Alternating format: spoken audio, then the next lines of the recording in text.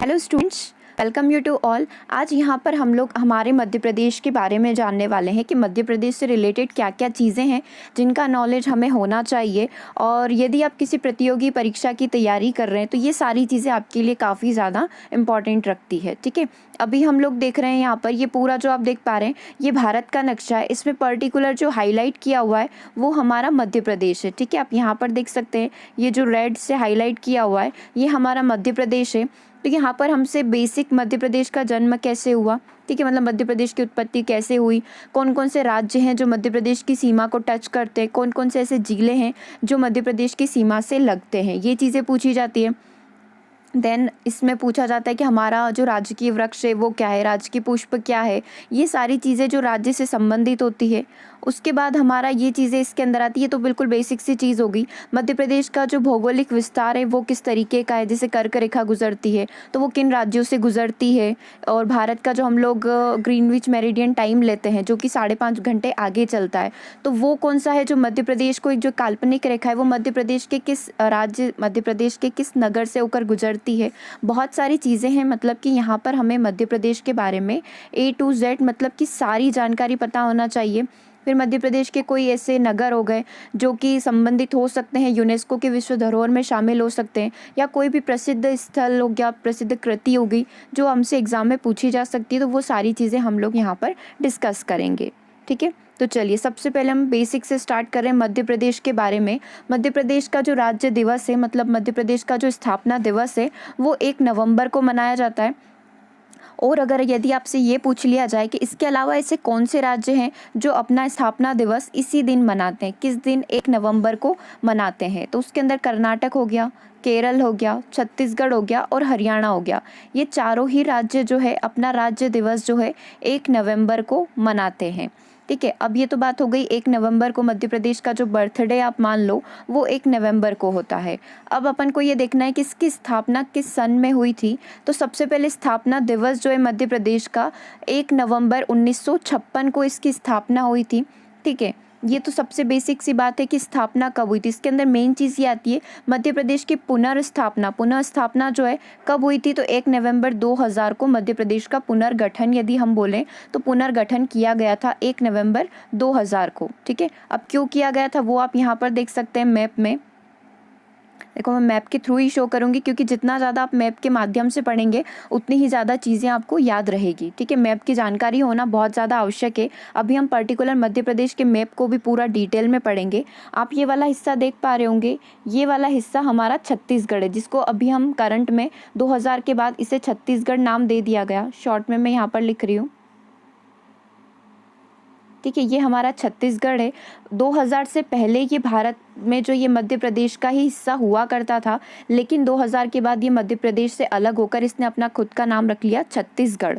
ठीक है, तो ये हिस्सा पहले मध्य प्रदेश में ही आता था लेकिन अभी अलग हो चुका है। इसीलिए 1956 से 2000 तक ये पूरा मध्य प्रदेश हुआ करता था, लेकिन अब ये जो हिस्सा है ये हमारा छत्तीसगढ़ कहलाता है। और इसी टाइम पे जो मध्य प्रदेश है इसकी पुनर्स्थापना हुई थी। ठीक है, तो ये दो चीज़ें आपको ध्यान रखनी है कि ये जो छत्तीसगढ़ वाला हिस्सा है ये मध्य प्रदेश का ही भाग था, लेकिन 2000 में ये अलग होकर अपना स्वयं का राज्य बन गया जिसे छत्तीसगढ़ के नाम से जाना जाता है। इसीलिए पुनर्गठन 1 नवंबर 2000 को हुआ था। ठीक है, अभी तक यही राज्य का हमारा मैप है मध्य प्रदेश का। आगे बात करते हैं कि मध्य प्रदेश का नाम मध्य प्रदेश जो है क्यों है, तो क्योंकि भारत के मध्य में स्थित है। आप देखेंगे पूरे मैप में आपको सेंटर में कौन दिख रहा है, सेंटर में सिर्फ आपको एक ही राज्य दिखेगा जो कि है हमारा मध्य प्रदेश। ठीक है, तो सेंटर में होने के कारण इसे मध्य प्रदेश नाम दिया गया। ठीक है, सेंटर में स्थित है। उसके बाद इसका नामकरण किसने किया, तो नामकरण किया गया पंडित जवाहरलाल नेहरू के द्वारा, जिसे हम चाचा नेहरू भी बोलते हैं। उनके द्वारा जो है, भारत के प्रथम प्रधानमंत्री भी हैं ये, इनके द्वारा मध्य प्रदेश का नामकरण किया गया था। ठीक है, 4 बेसिक सी चीज़ें क्लियर हो गई कि 1 नवंबर 1956 को स्थापना दिवस है, पुनर्स्थापना 1 नवंबर 2000 को, नामकरण मध्य में स्थित होने के कारण मध्य प्रदेश है। किसने किया नामकरण, पंडित जवाहरलाल नेहरू ने किया। ये कौन है, चाचा नेहरू के नाम से इन्हें हम जानते हैं, पहला पॉइंट, और भारत के प्रथम प्रधानमंत्री हैं। ओके, अब भारत में जो मध्य प्रदेश है इसे और किस किस नाम से जाना जाता है? सोया प्रदेश के नाम से जाना जाता है, ठीक है। सोयाबीन जो बहुत ज़्यादा उत्पादन होता है इसके नाम से जाना जाता है। मध्य भारत क्योंकि मध्य में स्थित है। नदियों का मायका इसे बोला जाता है और टाइगर स्टेट इसे नाम से जाना जाता है। तो सबसे पहले सोया प्रदेश, सोयाबीन का बहुत ज़्यादा उत्पादन होता है, भारत के मध्य में स्थित है इसलिए मध्य प्रदेश। नदियों का मायका क्योंकि बहुत सारी नदियों का उद्गम स्थल जो है मध्य प्रदेश ही है। जैसे आप माने नर्मदा हो गया, ताप्ती हो गया, तो ये मध्य प्रदेश से ही निकलती है। और आपको पता है नर्मदा नदी जो है तापी मिलकर हमारे जो अरब सागर में जाकर गिरती है।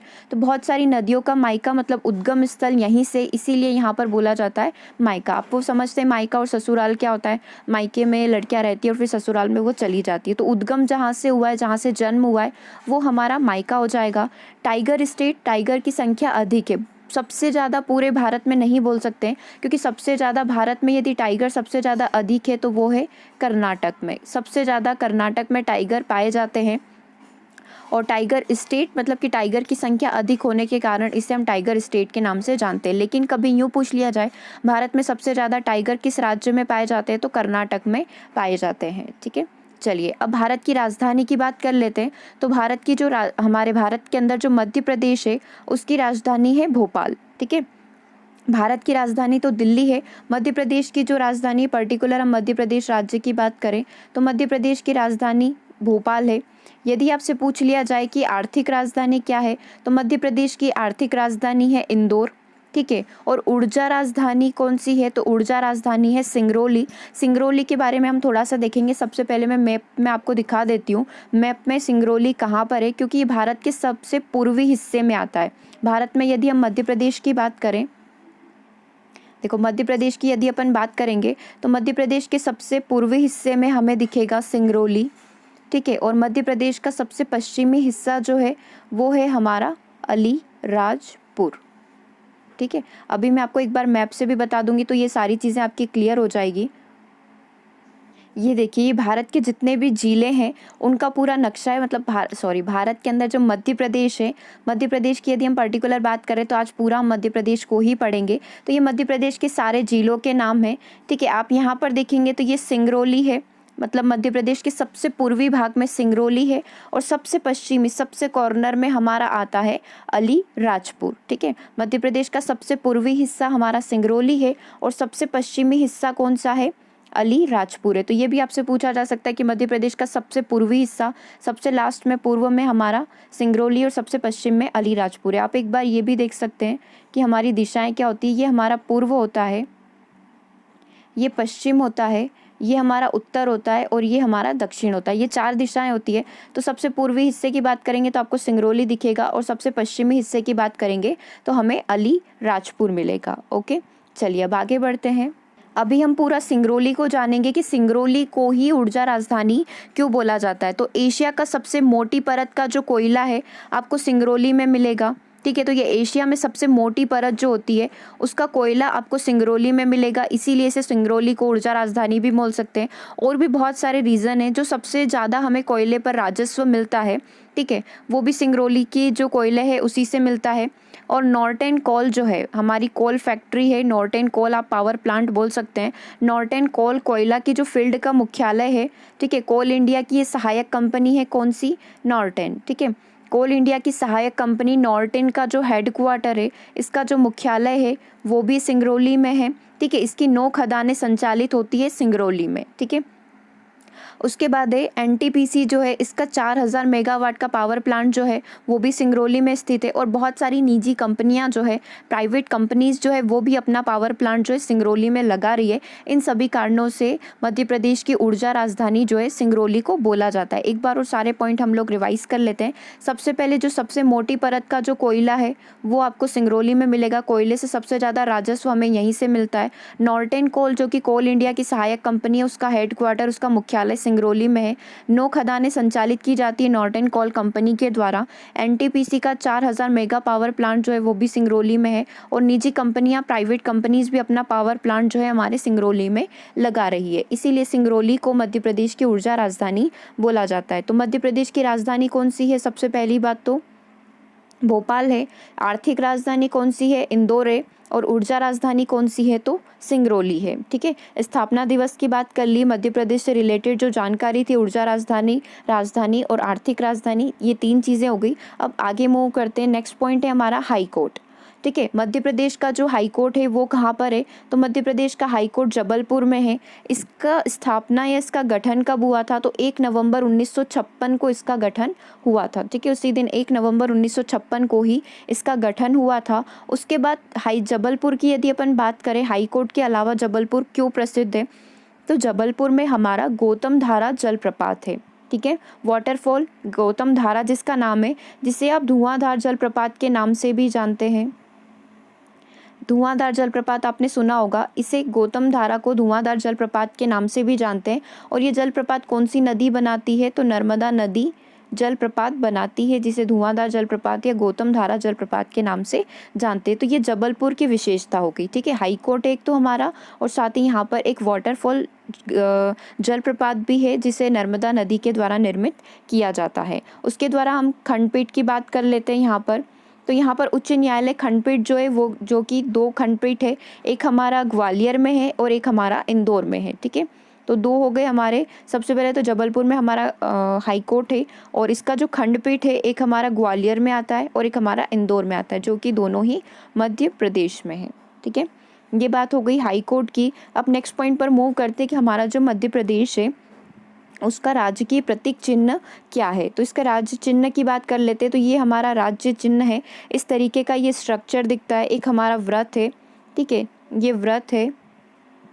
उसके बाद अपन इसमें थोड़ा सा डिटेल देख लेते हैं कि इसके अंदर जो भी चीज़ें हैं वो क्या है। सबसे पहले आपको इस तरीके से बाहर ये स्ट्रक्चर दिख रहा होगा। ठीक है, ये स्ट्रक्चर, इसकी भी कुछ विशेषता है, मतलब ये पूरा जो एक चिन्ह बनाया गया है, पूरा सोच समझ के हर एक चीज़ को यहाँ पर आइडेंटिफाई किया हुआ है। ये जो आप देख पा रहे हैं, ये जो आकृति है, बाहरी आकृति है, ये 24 पॉइंट है यहाँ पर। ठीक है, जो कि हमारे, आपको पता होगा कि जो सांची के जो स्तूप हैं उसी के लिए इसको आइडेंटिफाई किया हुआ है। ये आप गिनेंगे तो ये आपको पता चलेंगे, ये 24 स्तूप हैं। ठीक है, तो बाहरी जो ये डिज़ाइन दी गई है, फ्लावरी जो डिज़ाइन दी गई है, ये 24 स्तूप को प्रदर्शित करती है। ठीक है, ये क्या हो गई, हमारे 24 स्तूप को प्रदर्शित करती है। उसके बाद अंदर जो हमारा सर्कल आता है, इस सर्कल में लिखा हुआ है मध्य प्रदेश शासन। इस सर्कल के अंदर क्या लिखा हुआ है, मध्य प्रदेश शासन। ये आप देख पा रहे हैं, ये लिखा हुआ है यहाँ पर हमारा मध्य प्रदेश शासन। ठीक है, उसके अंदर ये जो आप देख पा रहे हैं, ये वृक्ष है। तो ये कौन सा वृक्ष है, ये हमारा बरगद का, ये हमारा वट का वृक्ष है, जो हमारे मध्य प्रदेश का राजकीय, हम बोल सकते हैं राजकीय वृक्ष है। ठीक है, तो यहाँ पर हमारा लिखा हुआ है मध्य प्रदेश शासन। ठीक है, उसके बाद यहाँ पर आपको दिखेगा सत्यमेव जयते लिखा हुआ है, सत्यमेव जयते लिखा हुआ है। और ये जो आप देख पा रहे हैं, ये आपसे पूछा जाता है कि जो यहाँ पर इस तरीके की बनाई हुई है आकृति, ये आकृति क्या है, तो ये गेहूं और धान जो है उसकी बालियाँ बनाई गई है। गेहूं और धान जो होता है उसकी बालियाँ बनाई गई है। ओके, और अंदर हमारा ये आप देख सकते हैं, जो 4 शेर की आकृति वाला जो है ये चिन्ह यहाँ पर बनाया हुआ है। ठीक है, अशोक स्तंभ में जो होता है वो चिन्ह यहाँ पर बनाया हुआ है। तो एक बार आप पूरा पढ़ लें। देखो, राज्य चिन्ह की बात करें तो 24 स्तूप की आकृति सबसे बाहरी आकृति है। ठीक है, उसके बाद एक व्रत दिखेगा आपको, जिसके अंदर गेहूं और धान की बालियां हैं। इसके अंदर हमारा अशोक चिन्ह है। ठीक है, अशोक चिन्ह में जो आप देखते हैं 4 जो शेर बने हुए हैं वो वाली आकृति है। ओके, तो एक बार और आप यहाँ पिक्चर से क्लियर कर सकते हैं कि क्या क्या चीज़ें इसके अंदर मेंशन है। और ये वृक्ष जो है हमारा बरगद का वृक्ष है। तो क्या क्या चीज़ें आपको ध्यान रखनी है, ये 24 स्तूप जो हमारे सांची के स्तूप हैं, जो हमारे मध्य प्रदेश की एक बहुत बड़ी विशेषता है, जो कि यूनेस्को धरोहर में भी शामिल है, वो डिफाइन करती है। उसके बाद अंदर हमारा मध्य प्रदेश शासन लिखा हुआ है। ठीक है, गेहूँ और धान की बालियाँ और सत्यमेव जयते यहाँ पर लिखा हुआ है। अंदर हमारा बरगद का वृक्ष है, और ये हमारा अशोक चिन्ह का जो है ये यहाँ पर बनाया हुआ है। 4 शेरों वाली आकृति यहाँ पर दी गई है। ठीक है, ये चीज़ें क्लियर है। मध्य प्रदेश के सबसे इम्पॉर्टेंट है राजकीय चिन्ह। ये क्लियर करने के बाद अब हम आगे बढ़ते हैं कि राजकीय पशु कौन है। तो राजकीय पशु हमारा बारहसिंगा है। ठीक है, ये कौन सी प्रजाति का है ये आपसे पूछा जा सकता है, क्योंकि बारहसिंगा की बहुत सारी प्रजाति है। तो ये ब्रैडरी जो प्रजाति है उसका हिरण है, जिसे हम लोग स्वैम्प डियर भी बोलते हैं। ठीक है, राजकीय पशु कौन है? बारहसिंगा है, जो कि वैडरी प्रजाति का हिरण है, जिसे हम लोग स्वैम्प डियर बोलते हैं। ये कहाँ पर पाया जाता है? तो ये हमें मध्य प्रदेश के अंदर सिर्फ कान्हा नेशनल पार्क जो है उसके अंदर देखने को मिलेगा।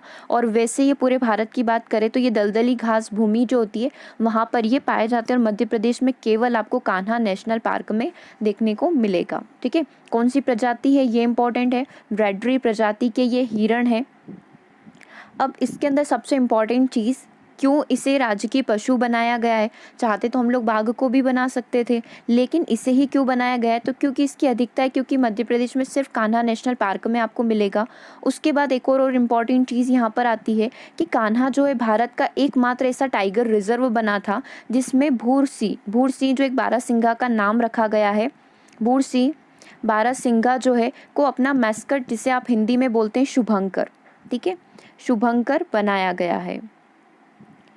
तो ये आपसे पूछा जा सकता है एग्ज़ाम में कि शुभंकर जो है कान्हा टाइगर रिजर्व के द्वारा किसे शुभंकर घोषित किया गया है, किसे अपना आधिकारिक शुभंकर या किसे अपना मैस्कट बनाया गया है। तो उसमें जो बारहसिंगा है उसका नाम रखा गया है भूर सिंह द बारहसिंगा को अपना मैस्कट बताया गया है। तो ये चीज़ आप ध्यान रख सकते हैं। जैसे कि हम लोग देखते हैं ना, नॉर्मली कार्टून होता है, तो कार्टून किसे बनाया गया है? कार्टून में आपको क्या दिखेगा?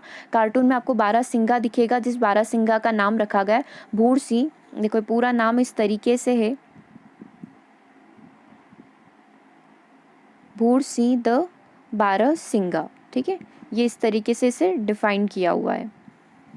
तो जब आप कान्हा नेशनल पार्क में जाएंगे तो आपको एक छोटा सा लाइक टेडी बियर होता है, उस तरीके का एक टेडी दिया जाएगा, जो कि होगा किसका? बारहसिंगा का। ठीक है, जिसका नाम क्या है? भूर सिंह है। ओके, तो ये बात हो गई राजकीय पशु के बारे में, जो कि कौन है? हमारा बारहसिंगा है। अब यदि हम बात करें राजकीय पक्षी की, तो हमारा राजकीय पक्षी है दूधराज। ठीक है, जिसे शाह ए बुलबुल भी बोला जाता है। इसका नाम है दूधराज। ये अपनी लंबी पूंछ के लिए काफ़ी प्रसिद्ध है, काफ़ी लंबी पूंछ होती है इसकी। इसे शाह ए बुलबुल या फिर इंग्लिश में पैराडाइज फ्लाई कैचर भी बोला जाता है। इसकी खासियत क्या है? इसके सर पर आप देखेंगे ये दूधिया हल्का दूधिया सफ़ेद कलर का होता है, और इसकी चोंच पर हल्का सा नारंगी कलर पाया जाता है। मध्य प्रदेश के अलावा ये किस किस राज्य में पाया जाता है, ये भी चीज़ आपसे पूछ ली जा सकती है। तो मध्य प्रदेश के अलावा ये पक्षी आपको पंजाब में देखने को मिल सकता है, हिमाचल प्रदेश में आप इसे देख सकते हैं, बिहार, राजस्थान और कश्मीर में सिर्फ आप इसे देख पाएंगे। तो राजकीय पशु के बारे में क्या क्या जानकारी हमें ध्यान रखनी है, सिर्फ एक बार आप देखेंगे और 1 से 2 बार यदि आप इसे रिवाइज करेंगे तो बहुत आसानी से ये चीज़ें आपको याद हो जाएगी। सबसे पहले दूधराज है, शाह बुलबुल जिसे पैराडाइज फ्लाई कैचर के नाम से जाना जाता है। ये हल्का दूधिया सफ़ेद और हल्का नारंगी रंग इसकी चोंच पर पाया जाता है। पंजाब, हिमाचल प्रदेश, बिहार, राजस्थान व कश्मीर में आपको ये पक्षी देखने को मिलेगा। क्या नाम है इसका? दूधराज। ओके, जिसे शाह ए बुलबुल या फिर पैराडाइज फ्लाई कैचर के नाम से भी जाना जाता है। नेक्स्ट पॉइंट पर मूव करते हैं। नेक्स्ट पॉइंट है हमारा राजकीय वृक्ष, जिसे बरगद बोला जाता है, बैनियन ट्री हम लोग बोल सकते हैं। इस तरीके का ये दिखता है, ठीक है, और काफ़ी लंबी उम्र होती है, कई वर्षों तक ये जीवित रह सकते हैं। इसका साइंटिफिक नेम क्या है? फाइकस वैनेग्लिस जो है इसका साइंटिफिक नेम है, वैज्ञानिक नाम है। ये राष्ट्रीय वृक्ष भी है और मध्य प्रदेश का हमारा राजकीय वृक्ष भी है। ये दोनों चीज़ें आप इसके अंदर ध्यान रख सकते हैं। अब ये जो है कब घोषित किया गया था, तो ये चीज़ ध्यान रखने लायक है इसके अंदर। राष्ट्रीय पशु हमारा राजकीय पशु, हमारा राजकीय पक्षी जो कि दूधराज है, और हमारा राजकीय वृक्ष, ठीक है, बारहसिंगा, हमारा पक्षी दूधराज, और हमारा वृक्ष जो है बरगद। ये इसका जो है 1 नवंबर 1981 को जब हमारे मध्य प्रदेश की स्थापना हुई थी 1956 में, उसके 25वीं वर्षगांठ 25 साल पूरे होने पर ये तीनों चीज़ें घोषित की गई थी। तो कब घोषित किया गया था ये आपसे पूछा जा सकता है। तो 1 नवंबर 1981 को इनकी घोषणा की गई थी कि ये हमारे राजकीय वृक्ष होंगे, राजकीय पशु होगा और राजकीय पक्षी होंगे। ठीक है, चलिए आगे मूव करते हैं। नेक्स्ट पॉइंट है हमारा, ये इस तरीके का वृक्ष होता है। मैंने आपको साइंटिफिक नेम बता दिया, वैज्ञानिक नाम है इसका फाइकस वैनेग्लिस, ठीक है, और वृक्ष बैनियन ट्री है, राष्ट्रीय वृक्ष भी है, और 1 नवंबर 1981 को 25वीं वर्षगांठ पर ये घोषणा की गई थी। अब राज्य की फसल की बात करें तो सोयाबीन है, क्योंकि इसे हम सोया स्टेट भी बोलते हैं। सोयाबीन का उत्पादन बहुत अधिकता से होता है। सोयाबीन की क्या खासियत है, तो ये मानव पोषण और स्वास्थ्य के लिए काफ़ी उपयोगी, बहुत ही ज़्यादा मात्रा में इसके अंदर प्रोटीन पाया जाता है। अब यदि हम बात करें राजकीय खेल की, तो राजकीय खेल है हमारा मलखंभ। ठीक है, हमारे मध्य प्रदेश का जो राजकीय खेल है मलखंभ है। तो मल कहाँ से बना है? मल का मतलब होता है बलवान या फिर योद्धा। ठीक है, और खंभ का मतलब होता है खंबा या फिर पोल। तो आपने देखा होगा जो हमारा राजकीय खेल जो है मलखंभ एक तरीके का पोल होता है, और इसके ऊपर अलग अलग तरीके की कलाकृति की जाती है, व्यक्तियों के द्वारा अलग अलग तरीके से इसके ऊपर प्रदर्शन किए जाते हैं। तो इसी खेल को बोला जाता है मलखंभ, मतलब योद्धा के द्वारा खंबा पोल पर किया जाने वाला प्रदर्शन, ये क्या कहलाएगा? हमारा मलखंभ कहलाएगा। ठीक है, तो ये हमारा मध्य प्रदेश का राजकीय खेल हो गया। अब बात करते हैं मध्य प्रदेश का राजकीय पुष्प क्या है। तो मध्य प्रदेश का राजकीय पुष्प है हमारा सफ़ेद लिली। ठीक है, ये भी आप ध्यान रख सकते हैं, मध्य प्रदेश का राजकीय पुष्प आता है हमारा सफ़ेद लिली। आगे बात करते हैं राजकीय मछली। मध्य प्रदेश की राजकीय मछली जिसे महाशीर मछली या फिर टॉर्टर फिश के नाम से जाना जाता है, इस तरीके की ये कुछ दिखती है। तो ये हमारे मध्य प्रदेश की पहचान है, मध्य प्रदेश की राज्य की मछली है। ठीक है, तो इसका नाम आप ध्यान रख सकते हैं, टॉर्टर फिश या महाशीर मछली के नाम से इसे जाना जाता है। आगे हम बात करेंगे राज्य नृत्य की। तो मध्य प्रदेश के राज्य का नृत्य क्या है? तो राई जो है मध्य प्रदेश का राजकीय नृत्य है। नाट्य की बात करें, नाटक कौन सा है मध्य प्रदेश का राजकीय? नाट्य क्या है? तो नाच जो है जो परफॉर्म किया जाता है वो हमारे मध्य प्रदेश का राजकीय नृत्य है। और नाट्य, ये दो चीज़ें हो गई। नृत्य में हमारा राई हो गया, नाट्य में हमारा नाच हो गया। गान की बात करें, मध्य प्रदेश का राजकीय गान कौन सा है? तो आपने सुना होगा मोस्टली 15 अगस्त 26 जनवरी पे हम हमेशा ही, जैसे हमारी मॉर्निंग होती है, इसी से होती है, सुख का दाता सुख का साथी, सबका ये संदेश है। ठीक है, तो ये वाला हमारा राजकीय गान हो गया। और लेखक किसके द्वारा लिखा गया है? तो महेश श्रीवास्तव के द्वारा इस पूरे गाने को, इस पूरे गीत को लिखा गया है। और किसके द्वारा ये गाया गया है? तो शांतनु मुखर्जी, शान जिसे हम लोग जानते हैं, उनके द्वारा इस गीत को गाया गया है। तो मध्य प्रदेश जो हमारा राज्य है, इससे रिलेटेड 5 चीज़ें हमें ध्यान रखनी है। नृत्य बोले तो आपको राई करना है, नाट्य तो माच नाट्य है, और गान कौन सा है? सुख के दाता, किसके द्वारा लिखा गया? महेश श्रीवास्तव जी के द्वारा। और गाया किसने? शांतनु मुखर्जी, जिसे आप शान के नाम से जानते हैं सभी, उनके द्वारा ये गाया गया है। ओके, चलिए आगे बढ़ते हैं।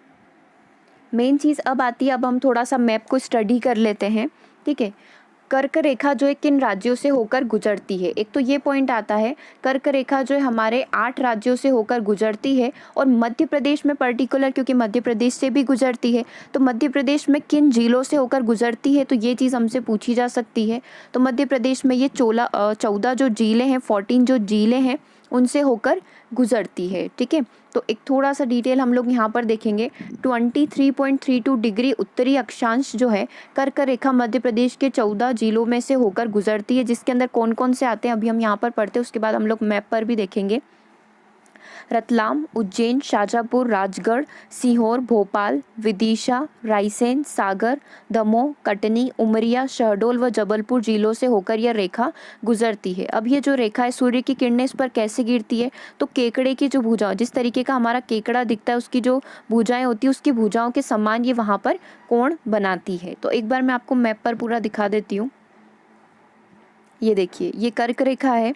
एक बार मैं आपको कर्क रेखा, मकर रेखा, भूमध्य रेखा, वो सारी चीज़ें भी दिखाऊंगी। तो यहाँ पर अपन सबसे पहले कर्क रेखा की बात कर रहे हैं, तो ये इस तरीके की होती है। ठीक है, और भारत में जो मध्य प्रदेश है उसके 14 जिलों से ये होकर गुजरती। इस साइड से हम स्टार्ट करें, पश्चिम भाग से स्टार्ट करें, तो रतलाम, यहाँ पर कहीं आपको मध्य प्रदेश में जो है, मध्य प्रदेश में हमारा जो मंदसौर, जहाँ पर अपनी कोचिंग है, वो दिखेगा, मंदसौर। और इस साइड आपको थोड़ा सा नीमच दिखेगा। ठीक है, यहाँ पर रतलाम, उज्जैन, आगर, राजगढ़, शाजापुर, सीहोर, भोपाल, विदिशा, रायसेन, सागर, दमोह, जबलपुर, कटनी, उमरिया और शहडोल। ठीक है, और इधर आप देखेंगे लास्ट में हमारा सिंगरौली आएगा, और इधर हमारा आएगा ये वाला जो पॉइंट है, ये अलीराजपुर है, और ये वाला जो पॉइंट है यहाँ वाला सबसे लास्ट वाला, जो कि हमारा सिंगरौली है। ठीक है, चलिए तो एक बार और हम नाम पढ़ेंगे यहाँ पर।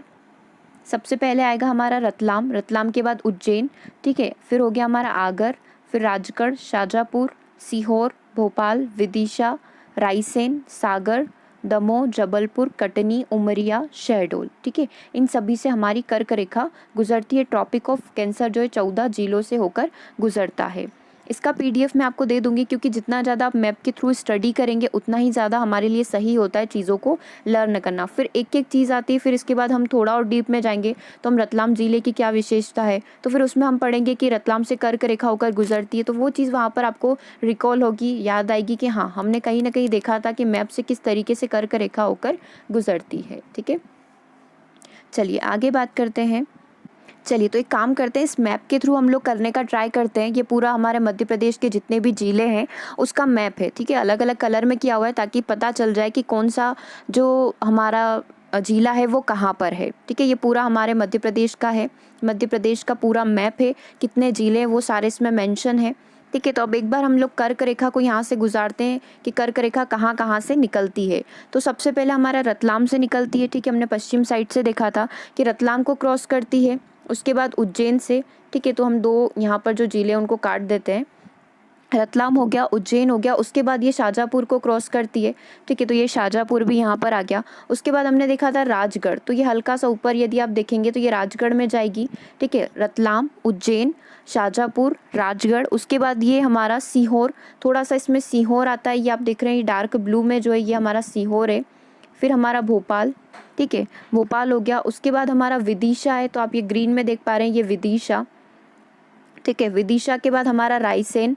ठीक है, रायसेन नहीं, राजगढ़ था वो। ठीक है, तो राजगढ़ कहाँ पर है, हमने राजगढ़ से निकाल दिया है। ठीक है, उसके बाद विदिशा हो गया, फिर हमारा रायसेन से भी निकलती है, तो ये हमारा रायसेन हो गया। उसके बाद हमारा सागर, फिर दमोह, फिर हमारा कटनी, फिर हमारा उमरिया और फिर हमारा शहडोल, और हल्का सा ये जबलपुर को भी क्रॉस करती है। तो एक बार और मैं पूरा सही से बना रही हूँ। इसके अंदर देखना, रतलाम से अपन स्टार्ट कर रहे हैं। रतलाम हो गया, उज्जैन हो गया, शाजापुर हो गया, थोड़ा सा राजगढ़ को क्रॉस करेगी, नीचे सीहोर को क्रॉस करेगी। ठीक है, उसके बाद भोपाल हो गया हमारा, विदिशा हो गया, रायसेन हो गया। ठीक है, अब थोड़ा सा आगे अपन बढ़े तो फिर हमारा क्या हो जाएगा, सागर हो जाएगा, इसमें दमोह आ जाएगा, ये कटनी को भी क्रॉस करेगा, जबलपुर को भी क्रॉस करेगा, उमरिया को भी क्रॉस करेगा और शहडोल को भी क्रॉस करेगा। तो देख लो, आप काउंट कर लो कि 14 जिले हुए या नहीं। हमारा रतलाम 1, उज्जैन 2, तीसरा हमारा क्या है, शाजापुर है, ऊपर राजगढ़ लगा है, नीचे सीहोर लगा है, फिर भोपाल, फिर रायसेन, फिर विदिशा, फिर सागर, फिर दमोह, फिर कटनी, फिर हमारा जबलपुर है, फिर हमारा शहडोल है। ठीक है, तो ये सारे, और एक और ये जो ब्लू कलर का ये हमारा उमरिया है। तो हो गए हमारे 14 ही। ठीक है, तो ये 14 ही हमारे जो जिले हैं इनको क्रॉस करती है। कौन, कर्क रेखा, ट्रॉपिक ऑफ कैंसर। ठीक है, चलिए अब आगे बढ़ते हैं। अब आता है कि मध्य प्रदेश की सीमा जो है किन किन राज्यों से लगती है। तो एक बार मैं यहाँ पर जो हमारी डायरेक्शन है, दिशाएं हैं वो बना रही हूँ, उसके बाद हम लोग यहाँ पर देखते हैं। ठीक है, ये हमारा पूर्व है, ये हमारा पश्चिम है, ये हमारा उत्तर है और ये हमारा दक्षिण है। ठीक है, तो देखने में आसानी होगी, दिशाएं देखने में आसानी होगी। मध्य प्रदेश बिल्कुल सेंटर में, तो आप देखेंगे ये पूर्व की जो साइड है ये किससे लगा हुआ हिस्सा है, ये हमारा छत्तीसगढ़ से, क्योंकि यही अलग हुआ था 2000 में। तो हमारी जो राज्य की जो सीमा है वो छत्तीसगढ़ को टच करती है पूर्व साइड में। दक्षिण की बात करें तो यह पूरा हिस्सा जो देख पा रहे हो, देखो ये जो पूरा हिस्सा है ये पूरा किसको लग रहा है, महाराष्ट्र को लग रहा है। मध्य प्रदेश से किसकी सीमा लगती है, मध्य प्रदेश के राज्य से महाराष्ट्र की सीमा लगती है। ठीक है, अब अपन इधर बात करें, पश्चिमी साइड आता है हमारा गुजरात और राजस्थान। ये वाला जो आप पूरा हिस्सा देख पा रहे हो, ये वाला जो हिस्सा है हमारा, ये किसका है पूरा, ये वाला हमारा आधा हिस्सा राजस्थान से लगता है और कुछ हिस्सा इसका गुजरात से लगता है। मेजोरिटी में किससे लगता है, राजस्थान से लगता है। और पूरा दक्षिणी हिस्सा जो है किसने कवर किया हुआ है, महाराष्ट्र ने कवर किया हुआ है। पूर्वी हिस्सा जो है पूरा छत्तीसगढ़ के पास है, मध्य प्रदेश का पूर्वी हिस्सा छत्तीसगढ़ से लगता है। और ये जो उत्तरी हिस्सा है ये उत्तर होता है हमारा। ठीक है, ईस्ट वेस्ट नॉर्थ, मतलब उत्तरी हिस्सा जो है हमारा किससे लगता है, उत्तर प्रदेश से लगता है। तो उत्तरी तो बहुत आसानी से याद हो जाएगा कि मध्य प्रदेश का उत्तरी हिस्सा उत्तर प्रदेश से लगता है, पूर्वी हिस्सा छत्तीसगढ़ से लगता है, दक्षिणी हिस्सा जो है महाराष्ट्र से लगता है और पश्चिमी हिस्सा जो है हमारा राजस्थान और कुछ हिस्सा जो है गुजरात की सीमा से लगता है। आपने कभी ट्रेन में ट्रैवल किया होगा तो आपको पता होगा कि जब भी आप मध्य प्रदेश के बॉर्डर पर क्रॉस करते हो तो आपको मैसेज आता है कि welcome to the Gujarat, welcome to the Rajasthan. ठीक है, तो वहाँ से आपको पता चल जाना चाहिए कि मध्य प्रदेश की सीमा खत्म हो गई है, अब गुजरात की सीमा लग चुकी है। ओके, चलिए, तो आज के सेशन को हम लोग यहीं ओवर कर रहे हैं। अब हम मिलेंगे नेक्स्ट सेशन में, ठीक है। एक चीज़ और आप ध्यान रखें, यदि आपसे पूछ लिया जाए कि भारत में जो मध्य प्रदेश है उसका सबसे लास्ट पूर्वी हिस्सा कौन सा है, तो सिंगरौली आपको ध्यान रखना है। और सबसे पश्चिमी हिस्सा कौन सा है, सबसे लास्ट में कौन आता है मध्य प्रदेश के, तो हमारा आता है अलीराजपुर जिला, ठीक है, जहाँ पर साक्षरता दर आप देखेंगे बहुत ही ज़्यादा कम है। और सिंगरौली जो है हमारे मध्य प्रदेश की ऊर्जा राजधानी भी है, ठीक है। अब आप देख सकते हैं कि आपका जिला किस में लगता है, कहाँ पर लगता है, और सभी अपने कमेंट करें तो चाहे तो अपने कमेंट करके बता सकते हैं कि आप जिस ज़िले में रहते हैं वो यहाँ पर मैप में कहाँ शो हो रहा है। मैं अपना बता देती हूँ, मैं मंदसौर ज़िले की हूँ, तो मेरा तो यहाँ पर है ब्लू कलर में। सभी अपना अपना कमेंट करके बता सकते हैं कि कौन किस ज़िले में रहता है। ओके, चलिए, सेशन कैसा लगा आप कमेंट करके बताइएगा, और यदि आपको अच्छा लगता है तो आप कमेंट करें ताकि इसी तरीके से हम लोग मध्य प्रदेश का जीके कंप्लीट कर सके। Thank you very much.